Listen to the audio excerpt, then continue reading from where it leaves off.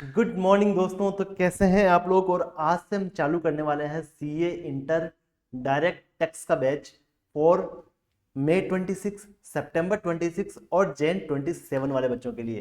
तो सर ये बैच किस किस के लिए एप्लीकेबल रहेगा। ये बैच एप्लीकेबल रहेगा आपका सीए इंटर में भी वो बच्चे जो कब एग्जाम देने वाले हैं। एग्जाम देने वाले हैं मई 2026 में, सितंबर 2026 में और जैन 2027 में जो एग्जाम देने वाले हैं उनके लिए बैच एप्लीकेबल रहने वाला है। इस बैच में अपन क्या क्या कवर करेंगे, तो आज अपन क्या करेंगे ना, आज आप अपन ओनली बेसिक बेसिक बातें करेंगे कि सर हमारा सिलेबस कितना है, हम इस बैच में क्या क्या कवर करने वाले हैं और ये बैच किस हिसाब से चलेगा, हमको क्या क्या प्रिकॉशंस रखने पड़ेंगे बैच से पहले, क्या क्या चीज़ें आपके पास होनी चाहिए और बैच में अपन कितना कुछ कवर करने वाले हैं। तो सबसे पहले अगर मैं बता दूं, सबसे पहले मैं आपको बता दूं तो मेरा नाम सीए राजेश शर्मा है, मैं जोधपुर से बिलोंग करता हूं और मैं आपको सीए इंटर का डायरेक्ट टैक्स पढ़ाने वाला हूं। जो आपका सीए इंटर में जो पेपर नंबर 3 है उसमें आपके दो पार्ट हैं, एक तो आपका है डायरेक्ट टैक्स, सेकंड आपका है इनडायरेक्ट टैक्स। डायरेक्ट टैक्स में अपन पढ़ने वाले हैं इनकम टैक्स और आप इनडायरेक्ट टैक्स में जो भी आप रेस्पेक्टिव फैकल्टी से पढ़ेंगे तो वहां पे आप जीएसटी पढ़ने वाले हैं। तो अपन यहाँ पे बात करते हैं अपने इनकम टैक्स का। तो सबसे पहली बात कि सर एग्जाम का पैटर्न कैसा रहता है। एग्जाम में पेपर कैसा आता है हमारा डायरेक्ट टैक्स का। देखो डायरेक्ट टैक्स का एक सिंगल पेपर नहीं आता है, डायरेक्ट टैक्स और इनडायरेक्ट टैक्स का मिक्स मिला के एक पेपर आता है जिसको अपन बोलते हैं पेपर नंबर 3। इसको अपन बोलते हैं पेपर नंबर 3, जो आपका पेपर है टैक्सेशन का। देखो अभी मैं ये मान रहा हूँ आपको कुछ भी नहीं पता है टैक्स क्या होता है, टैक्सेशन पेपर कितने नंबर का आता है वो तो आपको पता होगा, 100 मार्क्स का आता है क्योंकि आप एग्जाम दे रहे हो। पेपर नंबर 3 आपका रहता है और टैक्सेशन पेपर में आपका क्या होगा ना, दो पार्ट होंगे। दो पार्ट में आपका पेपर आएगा, एक आएगा पार्ट ए, एक आएगा आपका पार्ट नंबर बी। जो पार्ट ए आएगा उसमें आपका इनकम टैक्स से रिलेटेड आपसे क्वेश्चन पूछे जाएंगे। पार्ट ए में आपका आएगा इनकम टैक्स का पेपर और पार्ट बी में आपका पेपर आएगा वो आएगा जीएसटी का, गुड्स एंड सर्विसेज टैक्स का पेपर आपका आने वाला है। अब मेरी बात समझना सर कितने कितने मार्क्स के आएंगे। तो आपका इनकम टैक्स एग्जाम में आपका आएगा 50 मार्क्स का और आपका जीएसटी आपके एग्जाम में आएगा 50 मार्क्स का। इनकम टैक्स 50 मार्क्स का आएगा और जीएसटी आपका 50 मार्क्स का आने वाला है। ये आपका पेपर का पैटर्न रहेगा। सर क्या हमने एक बात सुनी है, कौन सी बात, क्या सर सी इंटर में एमसीक्यूज भी आते हैं। बिल्कुल आपके सी इंटर में एमसीक्यूज भी आते हैं। तो क्या होगा ना, जो 50 मार्क्स का पोर्शन है आपका इनकम टैक्स का, उसमें से आपके 15 मार्क्स के तो आपके एमसीक्यूज आएंगे और 35 मार्क्स का आपका डिस्क्रिप्टिव पोर्शन आने वाला है। और सेम टू सेम पैटर्न आपका रहने वाला है फॉर जीएसटी। ये सेम पैटर्न आपका रहने वाला है फॉर जीएसटी ऑल्सो। यहाँ पे भी आपका ये सेम पैटर्न रहने वाला है। आई होप आपको यहाँ तक समझ में आया, आई होप आपको यहाँ तक समझ में आया कि आपका पेपर कैसा आने वाला है, पेपर में कितने नंबर का पेपर आएगा। 100 मार्क्स का पेपर आएगा, पेपर नंबर 3 रहेगा, उसमें आपके दो पोर्शन रहेंगे, एक रहेगा इनकम टैक्स, सेकंड रहेगा आपका जीएसटी। चलिए यहाँ तक क्लियर है आपको, यहाँ तक क्लियर है। यहाँ तक सर हमको कोई डाउट आता ही नहीं है कभी, हमको यहाँ तक तो कभी डाउट आता ही नहीं है। ओके, तो अब सर अपन बैच स्टार्ट करेंगे, अपन पूरा सिलेबस यहाँ पे कवर करने वाले हैं। सर सिलेबस में अपन क्या क्या कवर करेंगे, देखो आपको जब मैं बताता हूँ ना कि यही आपको करना है, उसके अलावा आपको कुछ भी नहीं करना है, ठीक है। जितना मैं बोलूँ आपको उतना करना है। जैसे कि अपन क्या करेंगे ना, पूरा आपका मॉड्यूल कवर करेंगे, मॉड्यूल में जितने क्वेश्चन दे रखे हैं वो सारे कवर करेंगे, पास्ट एग्जाम पेपर के क्वेश्चन कवर करेंगे, आपके आरटीपी कवर करेंगे, आपका एमटीपी कवर करेंगे, अपन यहाँ सब कुछ कवर कर लेंगे। जितना मैं आपको क्लास में कराऊंगा अगर आप उतना करके चले जाते हो एग्जाम में तो आपको 100 आउट ऑफ 100 मार्क्स आ सकते हैं डीटी में। 100 मैंने कहा बोला, सिर्फ 100% बोला मैंने ना, 50 मार्क्स का तो पेपर ही आता है, 100% बोला मैंने, 100% आपको मार्क्स यहाँ पे आ सकता है। अब ध्यान रखना, बैच स्टार्ट होने से पहले आपके पास कुछ चीजें होनी चाहिए। सर क्या क्या होना चाहिए हमारा बैच स्टार्ट होने से पहले। बैच स्टार्ट होने से पहले आपके पास कुछ चीजें होनी चाहिए। चलिए, सबसे पहले आपके पास फर्स्ट होना चाहिए एक 400 पन्नों का एक रजिस्टर।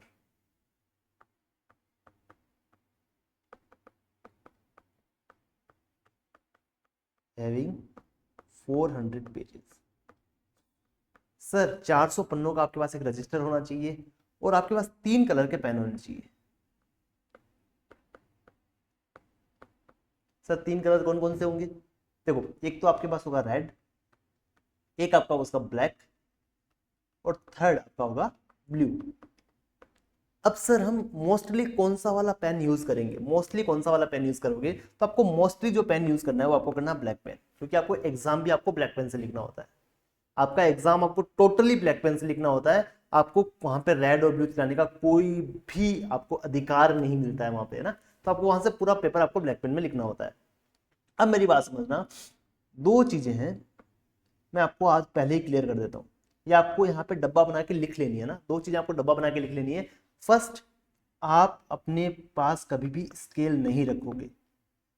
अपने पास आप कभी भी स्केल नहीं रखोगे, क्योंकि स्केल से लाइन खींचने में टाइम वेस्ट होता है। और एग्जाम में अगर आप वहां लाइनें बना के आओगे ना, डायग्राम वगैरह बना के आओगे, या फिर आप फॉर्मेट को अच्छे से स्केल से बना के आओगे, उसका कोई भी मार्क्स नहीं मिलता। देखो, अगर आप एग्जाम में आप लाइन ऐसे बना के आओगे तो भी आपको उतने ही मार्क्स मिलने हैं, क्योंकि मार्क्स आपको कंटेंट के मिलेंगे।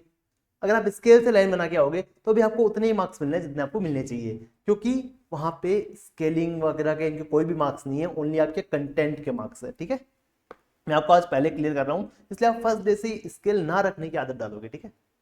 सेकंड, एग्जाम में राइटिंग का कोई भी मार्क्स नहीं होता।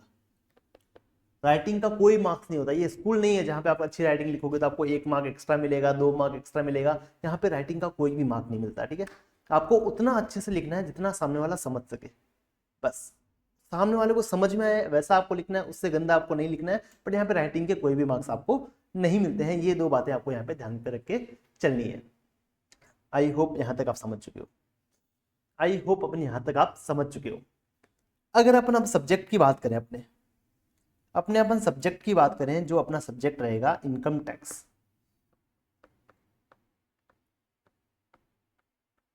तो सबसे पहले अपन अगर पूछूं मैं कि सर इनकम टैक्स होता क्या है, किस किस को पता है कि इनकम टैक्स क्या होता है?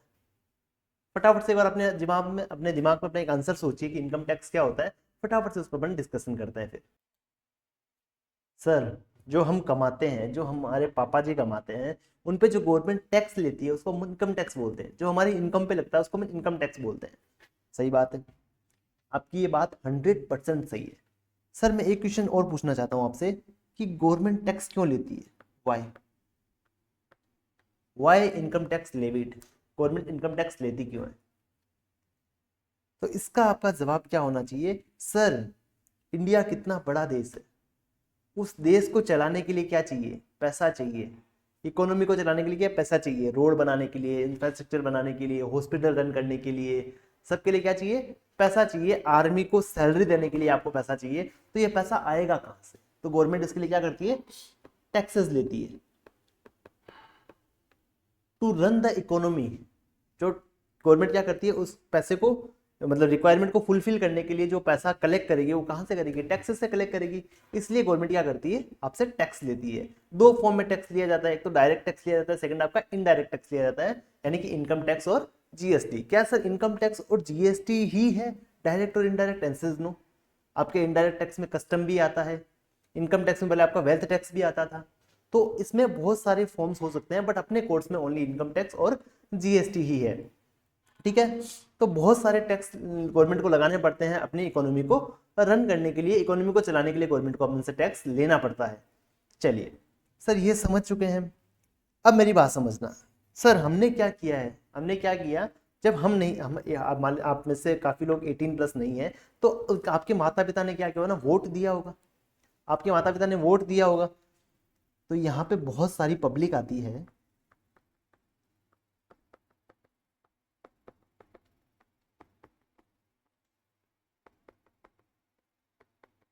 ठीक है, ये बहुत सारी पब्लिक आके क्या करती है, यहाँ एक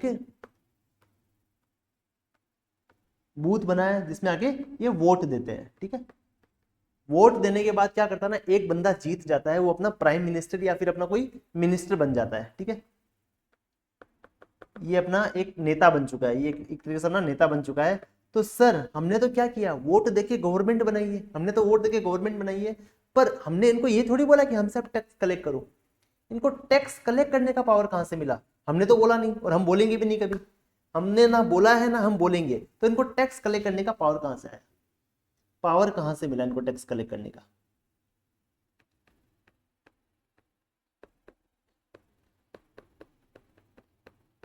इनको टैक्स कलेक्ट करने का पावर कहां से आया? सबसे पहला दिमाग में क्वेश्चन यही आता है। तो देखो एक बात बताओ, इंडिया में सबसे बड़ा क्या है? सर मैं सबसे बड़ा तो मैं हूं नहीं, आपकी बात नहीं कर रही, आपसे थोड़ा सा छोटा नहीं, आपसे भी थोड़ा सा बड़ा कौन है? आपसे बड़ा है वो है संविधान। संविधान इंडिया में सबसे बड़ा है, कॉन्स्टिट्यूशन इंडिया में सबसे बड़ा है। तो सर सबसे बड़ा कॉन्स्टिट्यूशन है, तो अगर कॉन्स्टिट्यूशन में अगर कोई राइट लिख दिया गया है, आपका कोई पावर लिख दी गई है, तो वो पावर आपको मिल जाती है। तो क्या सर संविधान ने पावर दिया है गवर्नमेंट को टैक्स कलेक्ट करने का? यस, संविधान ने पावर दिया है गवर्नमेंट को कि आप इनसे टैक्स कलेक्ट कर सकते हैं। तो सर संविधान में सीधा तो लिखा नहीं होगा, कहीं ना कहीं लिखा होगा, बिल्कुल लिखा होगा, क्योंकि अपना कोई अपन देखते हैं ना, कोई एक्ट पढ़ते हैं अपन, जैसे अपन ने 11th-12th में पार्टनरशिप एक्ट 1932 पढ़ा होगा, तो वहां पे उसमें सेक्शंस होते हैं। तो संविधान में क्या होता है ना, आर्टिकल्स होते हैं। संविधान में आपके आर्टिकल्स होते हैं, आर्टिकल 1, 2, 3, 4, 5, 6, ऐसे बहुत सारे आर्टिकल होते हैं, उसमें बहुत सारी बातें लिखी होती है। तो इसमें एक आर्टिकल होता है, आर्टिकल नंबर 265। इसमें एक आर्टिकल है आपके संविधान में जिसका नंबर है आर्टिकल नंबर 265। आर्टिकल 265, आर्टिकल 265 क्या बोलता है? आर्टिकल 265 बोलता है कि कोई भी बंदा किसी भी बंदे से टैक्स कलेक्ट नहीं कर सकता, या फिर कोई भी गवर्नमेंट किसी बंदे से टैक्स कलेक्ट नहीं कर सकती जब तक कि उसके लिए कोई लॉ ना बनाओ, तब तक कि उसके लिए कोई लॉ ना बनाओ, कोई कानून ना बनाओ, तब तक कि आप इससे टैक्स कलेक्ट नहीं कर सकते। तो इसमें क्या लिखा है? इसमें लिखा है no tax shall be levied और कलेक्टेड, लेविड और collected except by authority of law. जब तक कि उस पर लॉ ना बनाओ, जब तक उस पर कानून ना बनाओ, तब तक आप नहीं कर सकते। क्या नहीं कर सकते? आप उससे टैक्स कलेक्ट ही नहीं कर सकते। तो आर्टिकल नंबर 265 ने तो ये लिख दिया। अब जनता ने बोला यहां कहां दे रखा है पावर कि भाई आप हमसे टैक्स कलेक्ट कर सकते हो? तो यहां तो ये लिखा है कि जब तक कि उस पर कानून ना बनाओ आप उस पर टैक्स कलेक्ट नहीं कर सकते। तो गवर्नमेंट ने कहा हम कानून बना देंगे। कि सर कानून बनाने का पावर तो आपको संविधान में दिया ही नहीं है। यहां गवर्नमेंट फंस गई। तब संविधान के आर्टिकल नंबर एक आता है 246। संविधान में एक आर्टिकल आता है, आर्टिकल नंबर 246।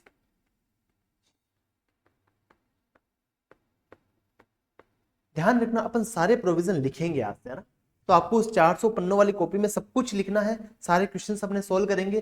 तो क्या अगर मान लो मैं आपको दूंगा समरी बुक, बट आपको समरी बुक रेफर ना करके अपने नोट से पढ़ना है, क्योंकि अपने हाथ से लिखा हुआ आपको बेटर समझ में आता है रेदर देन आपको कोई दूसरी बुक मिल रही है, आपको कहीं और से आप रेफर कर रहे हो, उससे अच्छा आपको अपने हाथ से लिखा हुआ समझ में आता है। चलिए, तो एक आर्टिकल नंबर 246 दे रखा है। आर्टिकल नंबर 246 दे रखा है, उसमें क्या लिखा है सर? देखो संविधान में बहुत सारे क्या शेड्यूल्स हैं, लगभग 13-14 शेड्यूल्स हैं संविधान में। उसमें से 7th शेड्यूल है वो आपके आर्टिकल नंबर 246 में आता है। आर्टिकल नंबर 246 में क्या है? एक 7th शेड्यूल है, ठीक है? एक 7th शेड्यूल है। वो क्या बोलता है? वो कुछ नहीं बोलता है सर। उस 7th शेड्यूल में 3 लिस्ट दे रखी है, अलग अलग 3 लिस्ट दे रखी है। चलिए, पहली लिस्ट है उसका नाम है आपका यूनियन लिस्ट।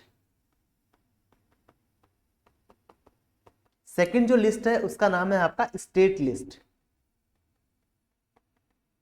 और थर्ड जो लिस्ट है उसका नाम आपका रहेगा कॉन्करेंट लिस्ट।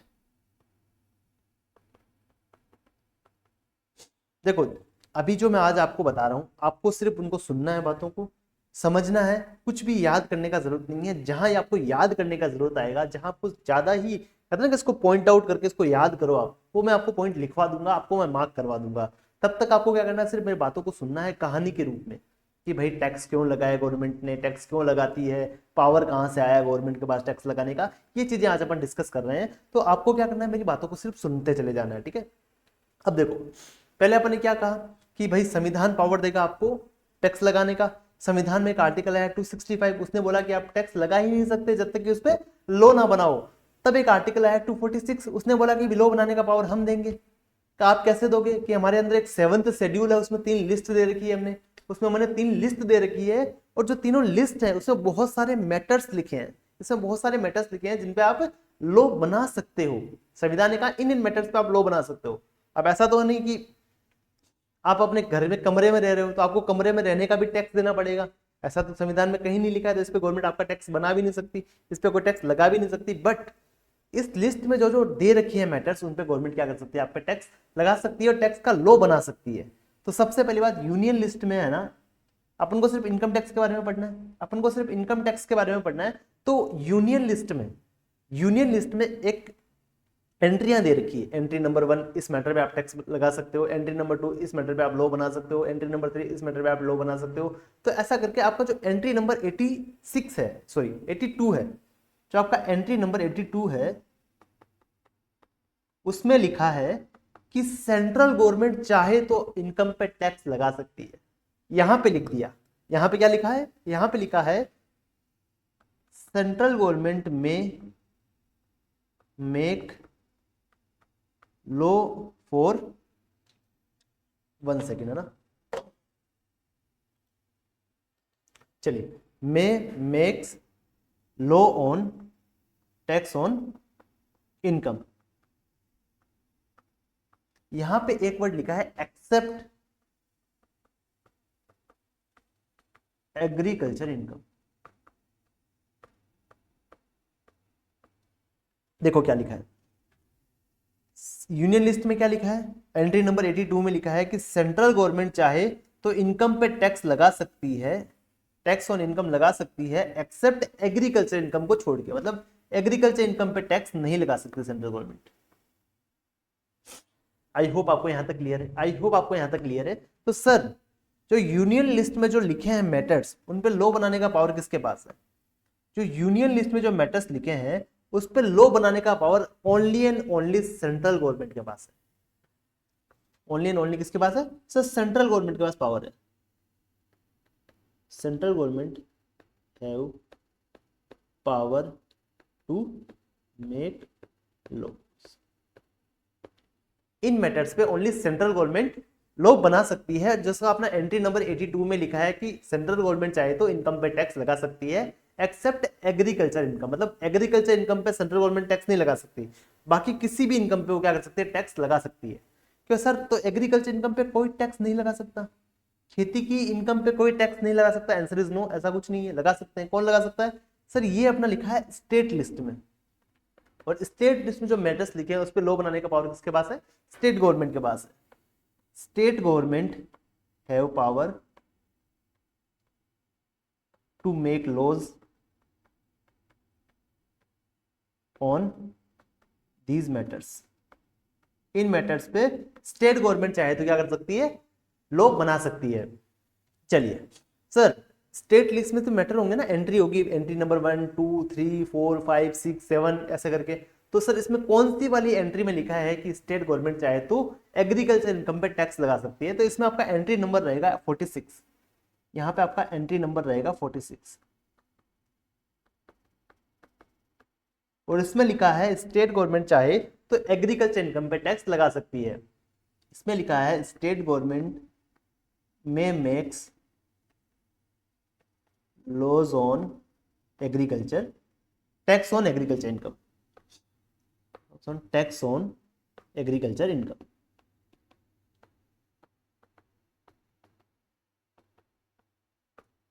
इसमें लिखा है कि स्टेट गवर्नमेंट चाहे तो एग्रीकल्चर इनकम पे टैक्स लगा सकती है। यहां पे स्टेट गवर्नमेंट को पावर दे रखा है। आई होप आपको यहां तक क्लियर है। तो क्या सर आपने ये बोला है, हाँ मैंने क्या बोला है, आपने बोला है सर यूनियन लिस्ट में जो मैटर्स लिखे हैं उस पर लॉ बनाने का पावर सेंट्रल गवर्नमेंट के पास है, बराबर। जो सर स्टेट लिस्ट में जो मैटर्स लिखे हैं उस पर लॉ बनाने का पावर स्टेट गवर्नमेंट के पास है, बराबर। क्या सर कॉन्करेंट लिस्ट में जो मैटर्स लिखे हैं क्या उन पर लॉ बनाने का पावर जनता के पास है? क्या आंसर इज नो। अगर जनता को पावर दे दिया तो बहुत गड़बड़ हो जाएगी। तो जो कॉन्करेंट लिस्ट में जो मैटर्स लिखे हैं उस पर लॉ बनाने का पावर है सेंट्रल गवर्नमेंट और state government have power to make laws on these matters. मतलब कॉन्करेंट लिस्ट में जो मैटर्स लिखे हैं उन पे लॉ बनाने का पावर सेंट्रल गवर्नमेंट और स्टेट गवर्नमेंट दोनों को दे रखा है। आई होप आपको यहां तक क्लियर है, आई होप आपको यहां तक क्लियर है। अब आप क्या करोगे ना, जितना अपन ने अभी तक लिखा है ये फटाफट से आप नोट डाउन कर लोगे एक बार। पेपर का पैटर्न क्या रहता है, उसके बाद ये वाला आपको नोट डाउन करने का जरूरत नहीं है, बस ये आप पक्का से लिख लेना कि आपके पास स्केल नहीं होना चाहिए। एक आपका स्केल नहीं होना चाहिए, सेकंड आपका राइटिंग के कोई भी मार्क्स नहीं, ये आप पहले पन्ने पे लिख लेना। क्या है ना, मतलब बच्चे फिर भूल जाते हैं, एग्जाम में स्केल लेके जाते हैं, फिर धीरे धीरे लाइनें खींचते हैं, पेपर छूट जाता है, फिर फेल हो जाते हैं। इससे अच्छा क्या है, पहले ही ध्यान रखो आपको वहां पे स्केल यूज नहीं करना है। सेकंड, राइटिंग के आपके वहां पे कोई भी मार्क्स नहीं होते, तो बिना, अगर आप राइटिंग थोड़ी आपकी खराब भी है बट सामने वाले को समझ में आ रही है तो आपका काम बन जाएगा। फिर आपको यहां से लिखना स्टार्ट करना है, ये ऐसा फोटो वगैरह थोड़ा बना देना, और फिर क्या लिखना है आपको कि गवर्नमेंट के पास पावर कहां से आया टैक्स कलेक्ट करने का, ये नंबर आपको याद रखने हैं। ये अगर नहीं भी रखोगे तो भी चलेगा, मोस्टली आपको ये वाला नंबर याद रखना है कि आर्टिकल नंबर 246 में पावर दिया गया है, जिसमें 7th शेड्यूल है, उसमें 3 लिस्ट दे रखी है, और यूनियन लिस्ट में एंट्री नंबर 82 में लिखा है कि सेंट्रल गवर्नमेंट चाहे तो इनकम पे टैक्स लगा सकती है। ये वाला पॉइंट आपको याद होना चाहिए। ठीक है, चलिए एक बार फटाफट से इसको नोट डाउन कर लीजिए, उसके बाद अपन आगे बढ़ते हैं।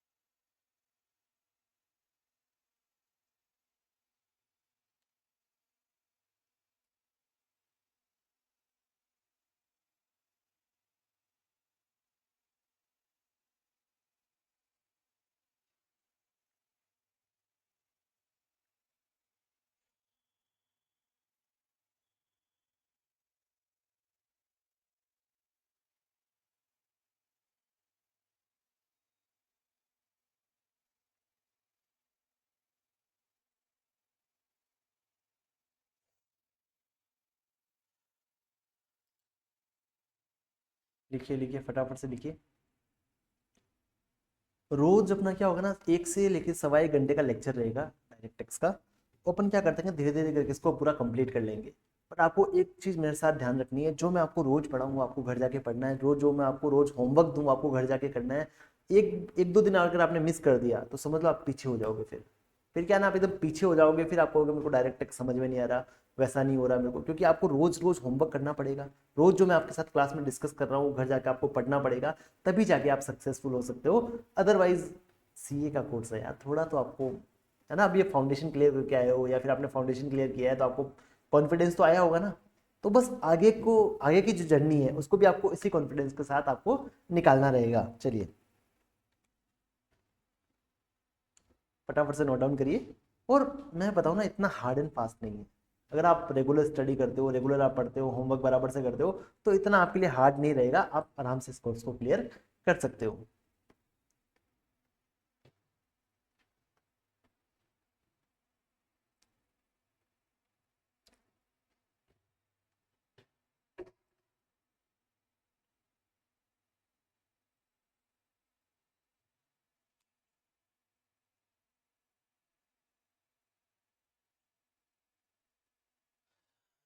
चलिए चलिए चलिए फटाफट से नोट डाउन करिए, फिर अपन आगे बढ़ते हैं।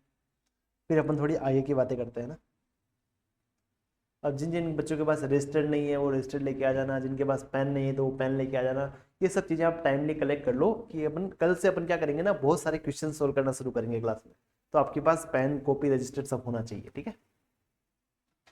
तो सर बहुत ही आसान है, अपन को क्या करना है ना कि सर इसकी इनकम कितनी है, इस पर कितना टैक्स आएगा वो निकालना है। कितना मज़ेदार चीज़ है ना कि भाई इसका इतना इनकम है, इतना मेरे को इस पर टैक्स निकालना है, तेरा भाई कितना इनकम है उस पर मैं टैक्स निकालता हूँ। ये चीज़ें अपन को यहाँ पे करनी रहेगी। बस थोड़े से रूल्स आपको याद रखने पड़ेंगे, वो अपन क्लास में पढ़ते पढ़ते याद कर लेंगे। चलिए यहाँ पे इस पे स्टार्ट मार्क कर लेना। यहाँ पे इस पे स्टार मार्क कर लेना, ये वाला आपको याद होना चाहिए। थोड़ा बहुत इसको आप समझ लेना, याद कर लेना कि भाई गवर्नमेंट के पास पावर कहाँ से है टैक्स लगाने का। तो आर्टिकल नंबर 246 में 7th शेड्यूल है, उसमें 3 लिस्ट दे रखी है, उसमें यूनियन लिस्ट है, उसमें एंट्री नंबर 82 है। वहाँ पे सेंट्रल गवर्नमेंट को पावर दिया गया है कि आप इनकम पे टैक्स लगा सकते हो एक्सेप्ट एग्रीकल्चर इनकम। अब आपको इतना भी याद रखना पड़ेगा सर एग्रीकल्चर इनकम पे टैक्स कहाँ लगा सकते हैं। तो 7th शेड्यूल में आर्टिकल नंबर 246 के 7th शेड्यूल में स्टेट लिस्ट के एंट्री नंबर 46 में लिखा है कि स्टेट गवर्नमेंट चाहे तो एग्रीकल्चर इनकम पे टैक्स लगा सकती है। चलिए इसको आप नोट डाउन कर लीजिए, फिर अपन आगे बढ़ते हैं।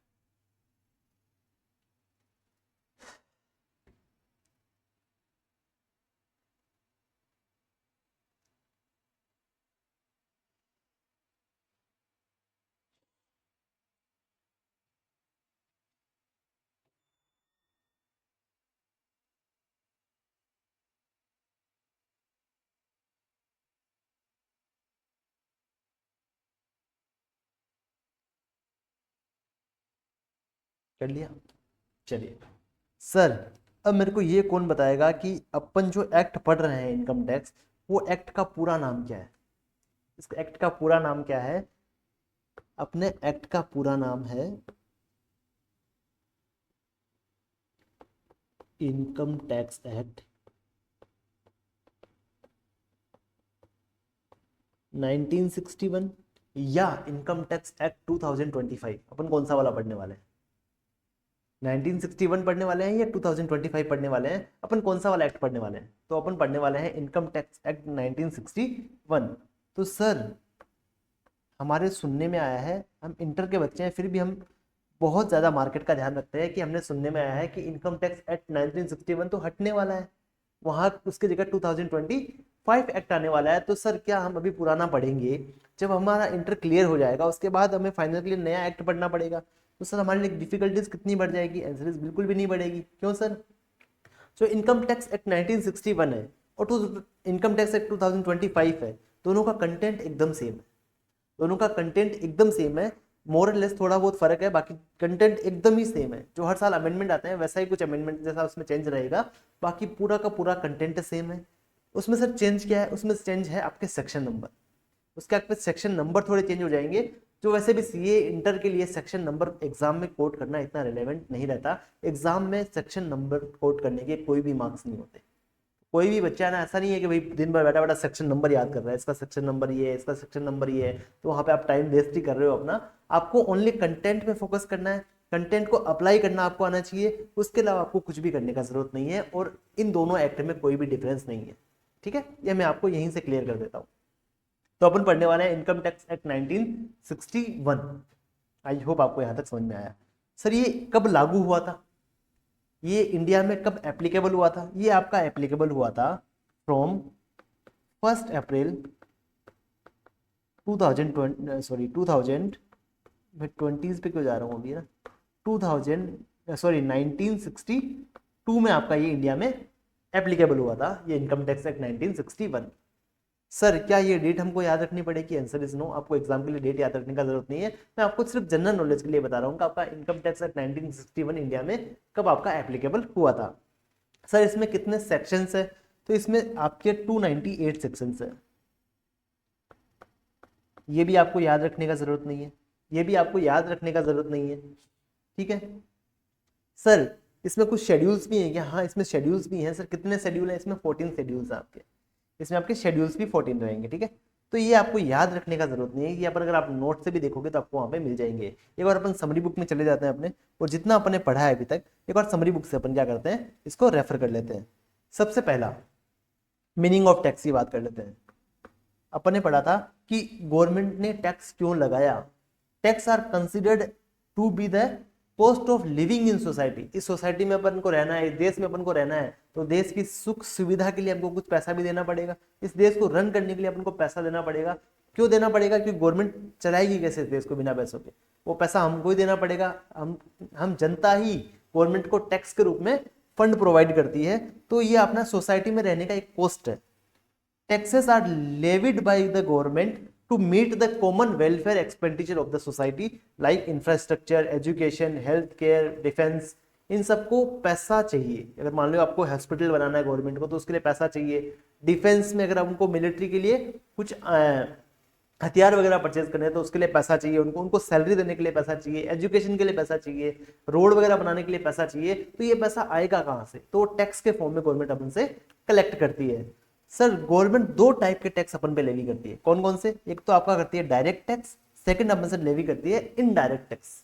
एक लेवी करती है डायरेक्ट टैक्स और सेकंड करती है indirect tax. Sir what is the direct tax, what is the indirect tax, वो अपन यहाँ पे डिस्कस करने वाले हैं। तो देखो आपको ये तो पता चल गया कि पावर कहाँ से है गवर्नमेंट के पास टैक्स कलेक्ट करने का। अब अपन बढ़ते हैं सर, जो पावर दिया है गवर्नमेंट को उसके बिहाफ पे गवर्नमेंट ने दो टैक्स लगाया, एक तो डायरेक्ट टैक्स लगाया, एक इनडायरेक्ट टैक्स लगाया। तो सर डायरेक्ट क्या होता है, इनडायरेक्ट क्या होता है, वो अपन यहाँ पे अभी सीखने वाले हैं। देखो यहाँ पे अभी सीखेंगे अपन टाइप्स ऑफ टैक्स। टैक्स आपके दो टाइप के होते हैं, एक आपका होता है डायरेक्ट टैक्स,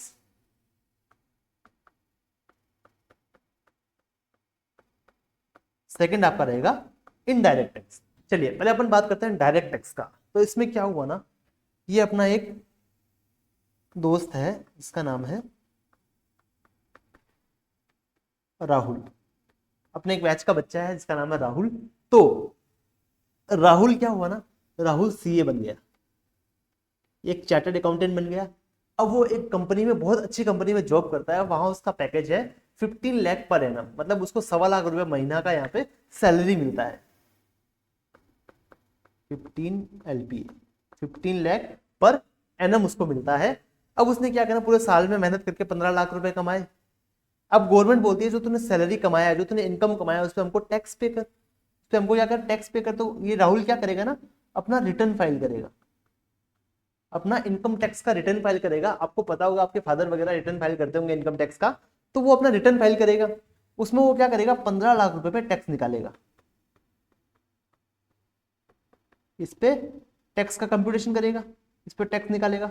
फॉर एग्जाम्पल इस पे टैक्स आया उसका 1 लाख रुपया, इस पे उसका 1 लाख रुपए का टैक्स आया, ठीक है। अब उसको 1 लाख रुपए गवर्नमेंट को टैक्स पे करना है, उसको 1 लाख रुपए क्या करना है, गवर्नमेंट को टैक्स पे करना है। तो राहुल क्या करेगा ना, अपने इनकम टैक्स की साइट पे जाके, जहां से वो रिटर्न फाइल करेगा, वहां पे फटाफट से अपना 1 लाख रुपए का चालान बनाएगा और गवर्नमेंट को टैक्स पे कर देगा। ये क्या करेगा, ये गवर्नमेंट को टैक्स पे कर देगा, पे टू गवर्नमेंट। अब मेरी बात समझना, इनकम किसने कमाया, सर राहुल ने कमाया। सर टैक्स किसने पे किया, सर राहुल ने टैक्स पे किया। इसको बोलते हैं डायरेक्ट टैक्स, इसको बोलते हैं डायरेक्ट टैक्स। जो बंदा लाइबल है टैक्स पे करने के लिए, और वही अगर गवर्नमेंट को टैक्स पे कर रहा है, तो उसको बोलते हैं डायरेक्ट टैक्स। देखो क्या लिखा है, पढ़ना, person who are liable to pay tax pay directly to government. जो बंदा लाइबल है टैक्स पे करने के लिए, वही गवर्नमेंट को डायरेक्टली टैक्स पे कर रहा है। Person who pays the tax to the government can not recover it from somebody else. देखो अब ये लाइन क्या होती है, ये अपन जब इनडायरेक्ट टैक्स पढ़ेंगे ना अभी क्या होता है, तब आपको समझ में आ जाएगी। अब बस आपको इतना ध्यान रखना है कि जो बंदा लाइबल है टैक्स पे करने के लिए गवर्नमेंट को, वही बंदा गवर्नमेंट को टैक्स पे कर रहा है, तो इसको बोलते हैं अपन डायरेक्ट टैक्स, इसको अपन बोलते हैं डायरेक्ट टैक्स। अब मेरी बात समझना, अब अपन देखते हैं इनडायरेक्ट टैक्स को, फिर अपन इसका डिफरेंस निकालेंगे तो आपको पता लग जाएगा भाई डायरेक्ट में क्या फर्क होता है, इनडायरेक्ट आपका क्या रहता है। तो सेकंड अपन देखेंगे इनडायरेक्ट टैक्स।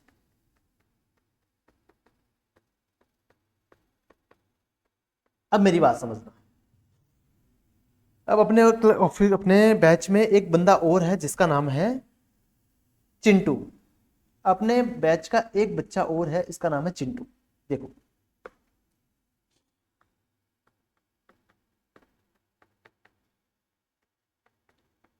चिंटू, चिंटू ने अभी अभी सीए इंटर का एग्जाम दिया है और चिंटू हो गया सीए इंटर में पास, ठीक है। सीए इंटर में पास हो गया, इसके पापा बहुत खुश थे इससे कि भाई चिंटू तूने बहुत ही अच्छा काम किया, तूने एग्जाम एक बार में निकाल दिया, तो एक काम करना, ये ले मेरा क्रेडिट कार्ड ले जा और तेरे को जितने का अच्छा लगे उतने का एक महंगा फोन लेके आ जा, जितने रुपए का तेरे को अच्छा लगे उतने रुपए का एक तो महंगा फोन लेके आया। चिंटू क्या किया ना, उस चिंटू ने वो क्रेडिट कार्ड को हाथ में लिया और भागा भागा गया मोबाइल शॉप पे, भागा भागा गया मोबाइल शॉप पे चला गया।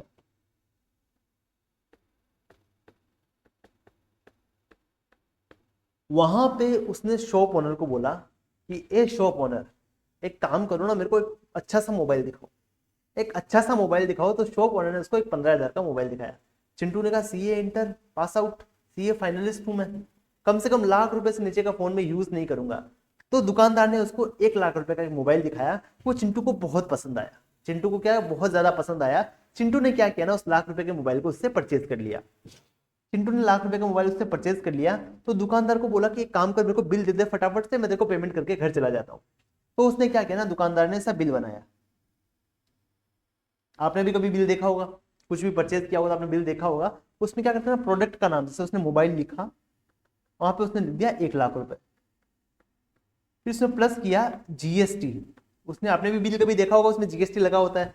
उसने 18% उस पर जीएसटी लगा दिया। तो उसने लगाया 18,000 का, उसने जीएसटी लगा दिया। तो टोटल जो बिल का आपका अमाउंट आया वो आया 1,18,000, 1,18,000 रुपए का उसका बिल बन गया। ठीक है, तो चिंटू ने क्या किया ना, 1,18,000 रुपए मोबाइल शॉप ओनर को दिए और मोबाइल लेके घर पे आ गया। ये चिंटू वापस आ गया विथ मोबाइल, ये उसका मोबाइल है और उसके साथ चिंटू अपने घर पे आ गया। ठीक है, अब मोबाइल का शॉप ओनर है, वो क्या करेगा ना, जब उसका ड्यू डेट आएगा अपना जीएसटी रिटर्न भरने का, जीएसटी रिटर्न ड्यू डेट जब आएगा, तब वो क्या करेगा ना, ड्यू डेट पे अपना जीएसटी का रिटर्न फाइल करेगा। और जो 18,000 रुपए उसने जो चिंटू से टैक्स कलेक्ट किया था, वो गवर्नमेंट को पे कर देगा। This 18,000 paid to government by mobile shop owner. अब मेरी बात समझना, अब देखो चिंटू ने क्या किया, फोन लिया उससे, मोबाइल शॉप ओनर से, मोबाइल शॉप ओनर ने उसको बिल दिया और चिंटू ने पूरा 1,18,000 का पेमेंट मोबाइल शॉप ओनर को कर दिया। अब मोबाइल शॉप ओनर ने जब अपना जीएसटी का रिटर्न भरा है, जब भी उसका ड्यू डेट आया है, तब उसने 18,000 रुपए गवर्नमेंट को टैक्स पे कर दिया, जो उसने चिंटू से कलेक्ट किया था।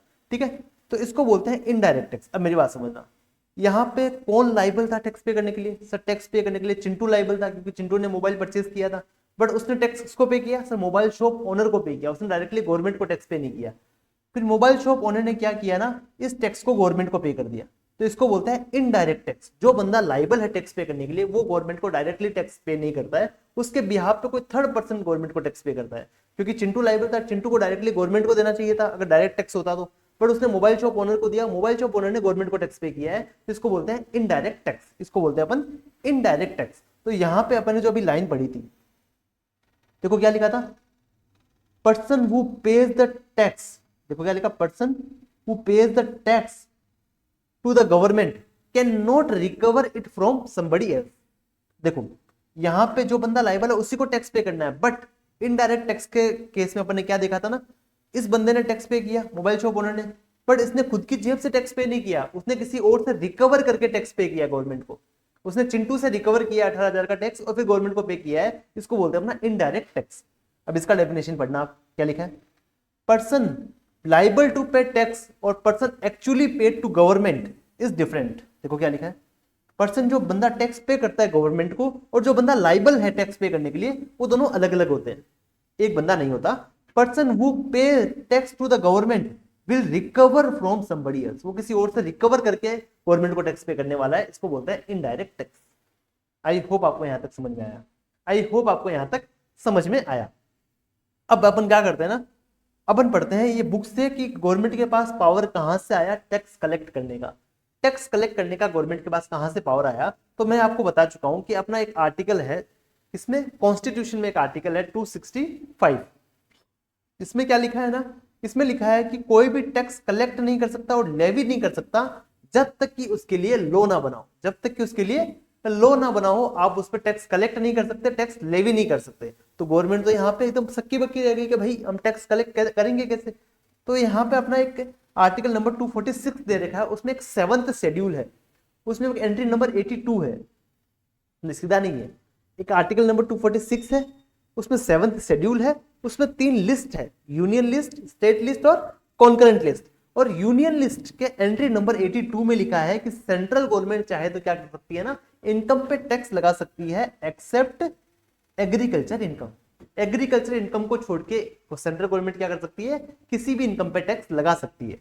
ठीक है, तो सर एग्रीकल्चर इनकम पे टैक्स लगाने का पावर किसके पास है? सर वो स्टेट गवर्नमेंट के पास है। तो अपना आर्टिकल नंबर 246 का 7th शेड्यूल, उसमें स्टेट लिस्ट, उसमें एंट्री नंबर 46 में लिखा है कि स्टेट गवर्नमेंट चाहे तो क्या कर सकती है ना, टैक्स लगा सकती है on agriculture income. I hope आपको यहां तक क्लियर है, आई होप आपको यहां तक क्लियर है, आई होप आपको यहां तक क्लियर है।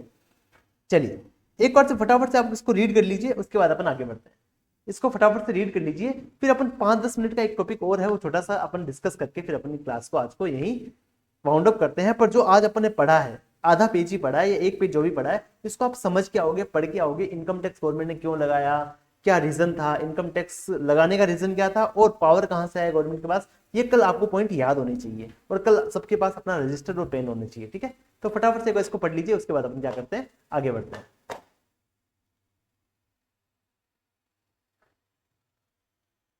और आई होप सबको बुक्स मिल चुकी है, अगर जिसको बुक नहीं मिली है वो उसको मिल जाएगी थोड़े टाइम में।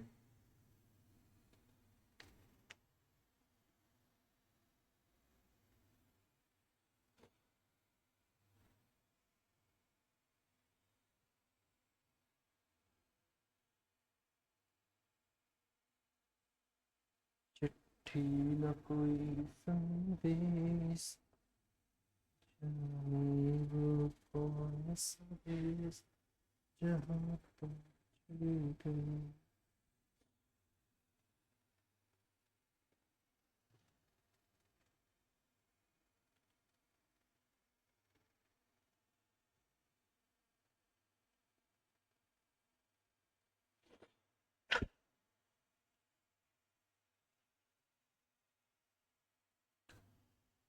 चलिए पढ़ लिया सर, पढ़ रहे हैं, इतनी स्पीड नहीं है हमारी, चलो कोई बात नहीं, 1 मिनट और लीजिए, पढ़ लीजिए इसको आप, उसके बाद अपन आगे की बात करते हैं।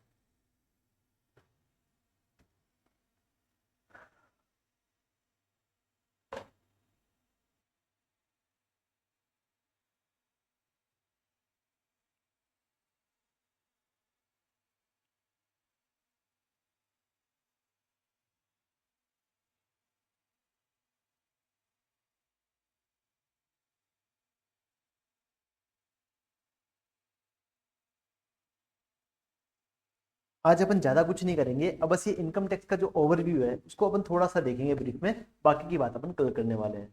तो चलिए अब अपन बात करते हैं। सर अपन ने इनकम टैक्स एक्ट 1961 पढ़ना है, इतना अपन को पता चल गया, ये 1 अप्रैल 1962 से एप्लीकेबल हुआ था, ये भी अपन को पता चल गया। तो सर इनकम टैक्स अपन एक्ट पढ़ने वाले हैं, लॉ पढ़ने वाले हैं, मेरे को इसका जवाब चाहिए किसी से। देखो अपने पास दो बातें आती है, अब कोई भी नोट्स में नहीं देखा, समरी बुक में नहीं देखेगा, आपको अपने मन से जवाब देना है कि आप क्या पढ़ने वाले हो। गलत होगा कोई दिक्कत नहीं है। आप अपन इनकम टैक्स एक्ट पढ़ने वाले हैं या अपन इनकम टैक्स लॉ पढ़ने वाले हैं। सर सबसे पहले तो हमको ये बताओ इसमें डिफरेंस क्या है, सिर्फ एक्ट और लॉ का डिफरेंस है, बाकी तो इसमें डिफरेंस क्या है। वो चलो कोई बात नहीं, अपने मन से बताओ कि आपको इनकम टैक्स एक्ट पढ़ना है अपन को या इनकम टैक्स लॉ पढ़ना है। तो अपन को पढ़ना है यहाँ पे इनकम टैक्स लॉ, अपन को यहाँ पे पढ़ना रहेगा। Sir what is the difference between income tax act and income tax law. तो मेरी बात समझना, इनकम टैक्स एक्ट में क्या होता है ना कि सब प्रोविजंस लिखे हैं कि ये चीज ऐसा टैक्सेबल होने वाली है, ये चीज ऐसा टैक्सेबल होने वाली है, अगर आपने यहाँ इन्वेस्टमेंट किया तो आपको ये इतनी छूट मिल जाएगी, इतना डिडक्शन मिल जाएगा आपको। बट लॉ में है ना सब कुछ लिखा है, केस क्लोज भी लिखे हैं, कोई इनकम टैक्स डिपार्टमेंट और एसएससी के बीच में कुछ अगर लड़ाई झगड़ा हुआ है, कोर्ट में गए हैं, तो वो केस क्लोज भी आपके इनकम टैक्स लॉ में कवर है। कुछ गवर्नमेंट ने एडिशनली नोटिफिकेशन वगैरह इशू किए हैं, वो भी आपके इनकम टैक्स लॉ में कवर होते हैं, वो आपके एक्ट में कवर नहीं होते। तो देखो क्या लिखा है यहाँ पे, जो एक्ट है वो एक लॉ का पार्ट है, मतलब अगर लॉ ये है, अगर एक सेकंड, अगर यहाँ पे ये लॉ है तो आपका एक्ट इतना ही है, बाकी चीजें भी और कवर करता है इनकम टैक्स लॉ। देखो components of income tax law, क्या सर एग्जाम के लिए ये याद करने की जरूरत है, याद करने की जरूरत नहीं, बट आपको पता होना चाहिए कि इनकम टैक्स लॉ क्या होता है और इनकम टैक्स एक्ट क्या होता है। तो इनकम टैक्स एक्ट 1961 भी आपका इसमें कवर है, एनुअल फाइनेंस एक्ट भी इसमें आपका कवर है, इनकम टैक्स के रूल्स भी आपके कवर है, इनकम टैक्स के नोटिफिकेशन सर्कुलर आपके इसमें कवर होते हैं, और इनकम टैक्स के कोर्ट के डिसीजंस भी इसमें आपके कवर रहते हैं। सर ये एनुअल फाइनेंस एक्ट क्या होता है, इनकम टैक्स के रूल्स क्या होते हैं, सर्कुलर नोटिफिकेशन क्या होता है, ये सब अपन जानने वाले हैं। इसके बारे में आपको बिल्कुल भी चिंता करने का जरूरत नहीं है, आपको जो मैं बोल रहा हूँ उसका आपको सिर्फ कॉन्सेंट्रेट करना है, उसको सुनना है, समझना है। तो अगर बात करें इनकम टैक्स एक्ट का, तो ये 1 अप्रैल 1962 से एप्लीकेबल हुआ था, पता है आपको। इसमें 298 सेक्शंस हैं, इसमें 14 शेड्यूल्स हैं, ये सब मैं आपको बता चुका हूं ऑलरेडी, मैं आपको ये ऑलरेडी बता चुका हूं। अब मेरी बात समझना, इसके आगे की बात अपन अगले क्लास के लेक्चर में करने वाले हैं। बस आपको क्या करना ना, ये ओवरव्यू देख के आना, और जो आगे के पॉइंट्स दे रखे हैं मैंने यहां तक, ओनली यहां तक देखो, आपको ट्राई करना है चार जो टेक्स्ट तक आपको एक बार सिर्फ पढ़ के आने का ट्राई करना है, कुछ भी समझने का जरूरत नहीं, आपको पढ़ के आना है और समझने का ट्राई करना है कि लिखा क्या है। बाकी अपन कल की क्लास में डिस्कस करने वाले हैं कि सेक्शंस क्या होते हैं, सब सेक्शन क्या होते हैं, एनुअल फाइनेंस एक्ट क्या होता है, सर्कुलर क्या होता है, नोटिफिकेशन क्या होता है, ये सब अपन कल की क्लास में जानने वाले हैं।